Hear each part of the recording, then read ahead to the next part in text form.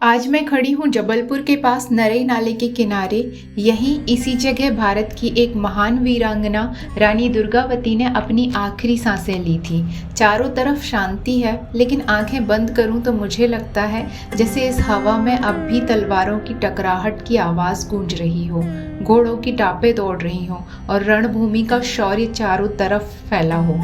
रानी दुर्गावती गोंडवाना साम्राज्य की वो रानी जिनके लिए सत्ता से बड़ा था स्वाभिमान। 1564 में जब अकबर का सेनापति आसफ खां गोंडवाना पर चढ़ आया तो रानी ने बिना डरे युद्ध का बिगुल बजा दिया। वो खुद घोड़े पर सवार होकर रणभूमि में उतरी। उनका बेटा किशोर वीर नारायण अपनी छोटी सी सेना लेकर मां के साथ लड़ रहा था। युद्ध भयानक था। मुगलों के पास भारी तोपखाना और विशाल सेना थी, जबकि गोंडवाना की सेना संख्या में कम थी। फिर भी रानी तलवार लहराते हुए शेरनी की तरह लड़ रही थी।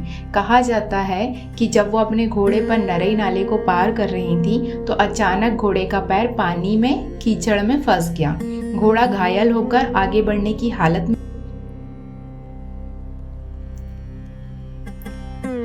इधर उनका बेटा वीर नारायण वो भी वीरता से लड़ा, लेकिन अंततः गंभीर रूप से घायल हुआ और रणभूमि में शहीद हो गया। रानी ने अपने बेटे को आंखों के सामने गिरते देखा, लेकिन उन्होंने हार नहीं मानी।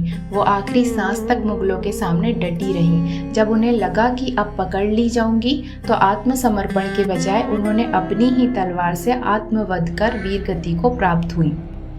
आज उनकी समाधि यहीं इसी नरई नाले के किनारे बनी है। समाधि पर खड़े होकर लगता है जैसे पत्थरों में भी उनकी कहानी सांस ले रही हो। इस नाले का पानी, ये मिट्टी सब गवाही देते हैं कि कभी यहाँ एक माँ ने अपने बेटे को खोकर भी अपनी धरती के लिए आखिरी दम तक लड़ाई लड़ी थी। रानी दुर्गावती की समाधि सिर्फ एक ऐतिहासिक स्थल नहीं है, ये हमें याद दिलाती है कि असली ताकत क्या होती है, सम्मान से जीना और आखिरी दम तक लड़ना। अगर कभी जबलपुर आओ तो यहाँ ज़रूर आना, क्योंकि ये जगह आपको सिर्फ इतिहास नहीं बताएगी, ये आपको हिम्मत और आत्मा का असली अर्थ महसूस कराएगी।